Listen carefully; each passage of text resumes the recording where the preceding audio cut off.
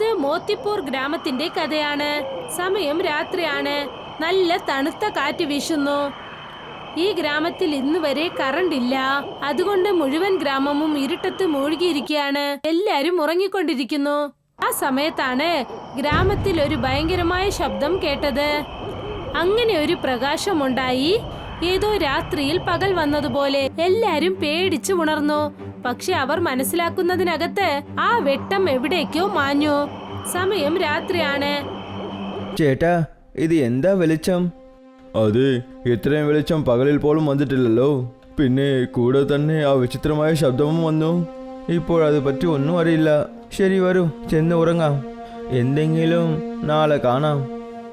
മോത്തിപ്പൂർ ജനങ്ങൾ നന്നായി ചിന്തിക്കാൻ തുടങ്ങി. ഈ ലൈറ്റ്, പിന്നെ ആ പ്രകാശം എവിടെ നിന്നാണ് വന്നതെന്ന്.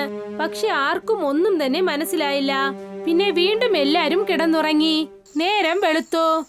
കിയാര, രാത്രിയാണ് എനിക്ക് എന്തെങ്കിലും ശബ്ദം കേട്ടോ? ആ, അതൊരു ടക്ക് ടക്കെന്ന ശബ്ദമല്ലേ? ദിവാനയുടെ അമ്മ അവനെ അടിച്ചുകൊണ്ടിരുന്നു. ഷേടാ, ഞാൻ അത് പറ്റി സംസാരിച്ചിട്ടില്ല. ആ ശബ്ദം ദിവസവും വരുന്നു. ഇന്നലെ രാത്രി ഏകദേശം ഒരു മണിയിരിക്കുമ്പോൾ എൻ്റെ വീട്ടിൻ്റെ അടുത്ത് വിചിത്രമായ വെളിച്ചം വന്നു. അതെ അതെ, കാശ് മോഷ്ടിച്ചാൽ വീട്ടിലുള്ളവർ ടോർച്ച് അടിച്ച് നോക്കുമല്ലോ.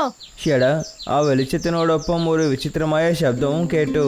ഗ്രാമത്തിലെ എല്ലാവരും എണീറ്റു. അതെ, എനിക്കും ചെറിയ ശബ്ദം കേട്ടു. പക്ഷെ ഞാനപ്പോൾ ഉറങ്ങിക്കിടക്കുകയായിരുന്നു. ഗ്രാമത്തിലെ ജനങ്ങൾ ഇപ്പോഴും അതുപറ്റിയാണ് ആലോചിക്കുന്നത്. ആ വെളിച്ചവും ശബ്ദവും എവിടെ നിന്നാണ് വന്നതെന്ന്.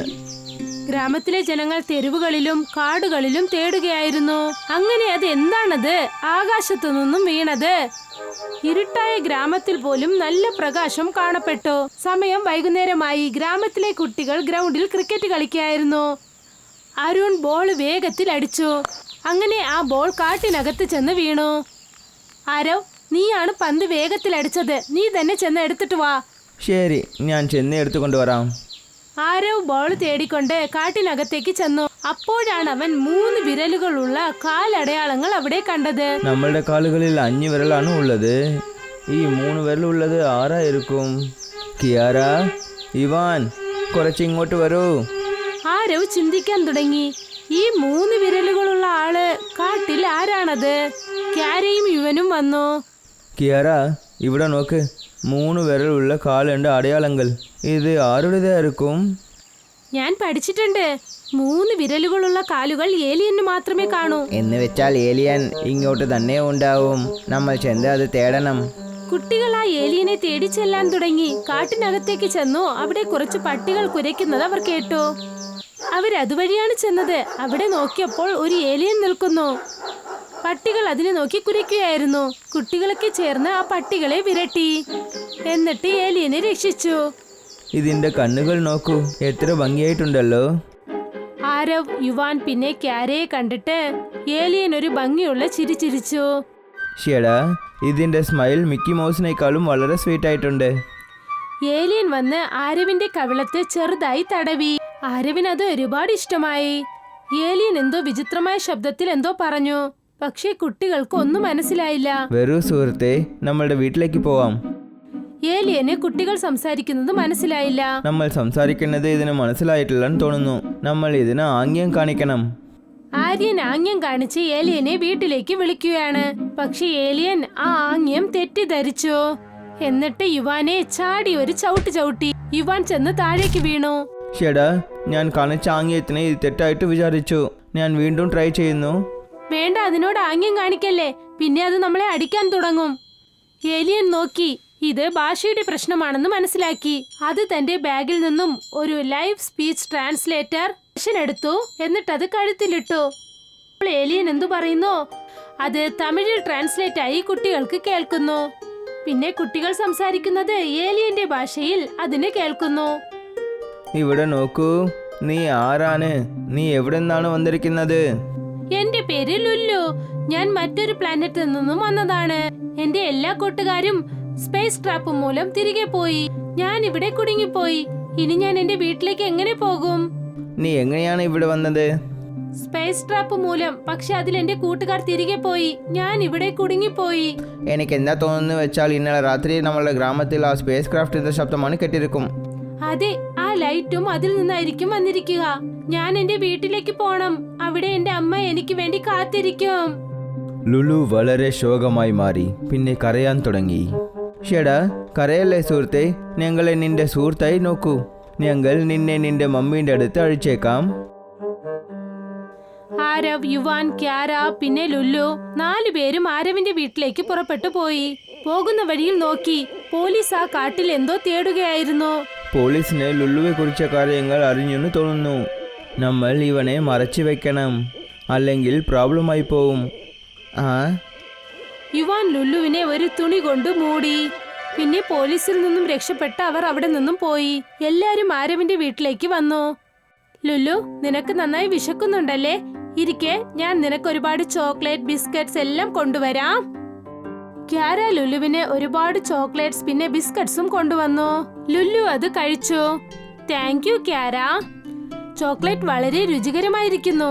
ഇവിടത്തെ ചോക്ലേറ്റ് എന്റെ പ്ലാനറ്റിലെ ചോക്ലേറ്റിനേക്കാളും വളരെ നന്നായിരിക്കുന്നു.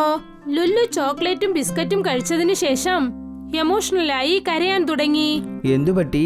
എനിക്ക് ചോക്ലേറ്റ് കഴിച്ചതും അമ്മയുടെ ഓർമ്മ വന്നു. അവരും എനിക്ക് കഴിക്കാൻ ഒരുപാട് ചോക്ലേറ്റ് തരുമായിരുന്നു. ഞാൻ എന്റെ അമ്മയുടെ അടുത്തേക്ക് പോകണം. പ്രശാന്തമായിരിക്കുള്ളൂ. ഞങ്ങൾ എന്തെങ്കിലും ചെയ്യുന്നു. വേഗം തന്നെ നിന്നെ നിന്റെ അമ്മയുടെ അടുത്ത് അഴിച്ചേക്കും. സത്യമാണോ? സത്യമായിട്ടും. ആരവ്, ക്യാര പിന്നെ യുവാൻ 3 പേരും ലുല്ലുവിനെ വീണ്ടും ചന്ദ്രനിലേക്ക് എങ്ങനെ അയക്കാമെന്ന് ആലോചിച്ചുകൊണ്ടിരുന്നു. നമ്മൾ മന്ത്രവാദി അങ്കിൾ ബബ്ലു ബാസുകരെ ചെന്ന് കാണണം.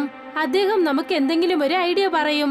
ആരവ് ലുല്ലുവിനെ ഒരു വലിയ ബാഗിൽ എടുത്തിട്ടു ആ ലുല്ലുവിനെ ആരും കാണരുതെന്ന്. എന്നിട്ട് അതിനെ എടുത്തുകൊണ്ട് ബബ്ലു മജീഷ്യനെ കാണാനായി ചെന്നു. എന്നിട്ട് അദ്ദേഹത്തോട് എല്ലാ കാര്യങ്ങളും പറഞ്ഞു. അങ്കിൾ, പ്ലീസ് എന്നെ എന്റെ വീട്ടിൽ കൊണ്ടുപോയി വിടുമോ? ഒറ്റ നിമിഷത്തിൽ ഞാൻ അത്ഭുതം ചെയ്യും. ഞാൻ എൻ്റെ മായാജാലം ഉപയോഗിച്ച് ഒറ്റ നിമിഷത്തിൽ നിന്നെ ചന്ദ്രനിലേക്ക് അഴിക്കും. പക്ഷേ എങ്ങനെ? ട്രെയിനിൽ തന്നെ. പക്ഷേ ചന്ദ്രനിലേക്ക് റെയിൽ ട്രാക്ക് ഉണ്ടോ? ഒറ്റ നിമിഷത്തിൽ അത്ഭുതം ചെയ്യും. എൻ്റെ ട്രെയിൻ കാറ്റത്ത് പറക്കും. അത് ഇപ്പോൾ തന്നെ നോക്കൂ. Bling bling bling bling. മായാജാല ട്രെയിൻ വരട്ടെ. ബബ്ലു മന്ത്രം പറഞ്ഞതും തന്നെ അവിടെ ഒരു ട്രെയിൻ പ്രത്യക്ഷപ്പെട്ടു. ലുലു, നീ ഈ ട്രെയിനിൽ ഇരിക്കൂ. ഇത് ഒറ്റ മിനിറ്റ് കൊണ്ട് നിന്റെ വീട്ടിലേക്ക് കൊണ്ടുപോകും. ലുല്ലു ട്രെയിനിൽ വന്ന് ഇരുന്നു. പക്ഷെ ഇരുന്നതും അവൻ ഒരുപാട് എമോഷണലായി. എന്തിനാ കരയുന്നു? നീ നിന്റെ വീട്ടിലേക്കല്ലേ പോകുന്നത്? സന്തോഷമായിരിക്കേ. ഈ ട്രെയിനിൽ ഒരുപാട് സ്ഥലമുണ്ട്. നിങ്ങളും ചന്ദ്രനിലുള്ള എന്റെ വീട്ടിലേക്ക് വരൂ. കുറച്ചു ദിവസം അവിടെ തങ്ങി നന്നായി ചുറ്റി നോക്കിയിട്ട് തിരികെ വരാം. നീ പറയുന്നത് ശരിയാണ്. ചന്ദ്രനിൽ ചുറ്റി നോക്കാൻ ജോളിയായിരിക്കും. പക്ഷെ ഞങ്ങൾ അവിടെ നിന്ന് എങ്ങനെ തിരിച്ചു വരാനാ? ഞങ്ങളും നിന്നെ പോലെ അവിടെ തന്നെ കുടുങ്ങിപ്പോയാൽ? അതിനും ഒരു വഴിയുണ്ട്. എന്താണത്? ഒരു പക്ഷേ ഈ മാജിക് അങ്കിൾ നിങ്ങളുടെ കൂടെ വന്നാൽ അദ്ദേഹം നിങ്ങളെ കൂടെ തന്നെ കൂട്ടിക്കൊണ്ടുവരും. പക്ഷേ ഞാൻ വരില്ല. പ്ലീസ് അങ്കിൾ, വരൂ. കുറച്ച് ദിവസത്തിൽ തിരിച്ചു വന്നേക്കാം. ബബ്ലു, ലുല്ലു, യുവാൻ, ആരോ പിന്നെ ക്യാര ആ ട്രെയിനിൽ ഇരുന്നു. ബബ്ലു മന്ത്രം പറഞ്ഞതും തന്നെ ആ ട്രെയിൻ പറക്കാൻ തുടങ്ങി. ഒറ്റ നിമിഷത്തിൽ അത്ഭുതം ചെയ്യും. പിന്നെ കുറച്ചു സമയത്തിനകം അവരെല്ലാരും ചന്ദ്രനിലെ ഏലിയന്റെ വീട്ടിലേക്ക് ചെന്നെത്തി. ഏലിയന്റെ ഗ്രാമത്തിൽ അവർ എല്ലാവർക്കും വളരെ നല്ല വീടുണ്ടായിരുന്നു. ആ ഗ്രാമത്തിന് നടുക്ക് ഒരു വലിയ ഫൗണ്ടൻ ഉണ്ടായിരുന്നു. അത് എനർജി പുറപ്പെടുവിക്കുന്നു. അതിൽ നിന്നാണ് എല്ലാ ഏലിയനും എനർജി കിട്ടുന്നത്. ആരവ്, ഇയാൻ, ക്യാര, ബബ്ലു ഏലിയന്റെ ഗ്രാമം കണ്ട് ഒരുപാട് സന്തോഷിച്ചു. പിന്നെ അവർ ആ ഗ്രാമം ചുറ്റി നോക്കാൻ തുടങ്ങി.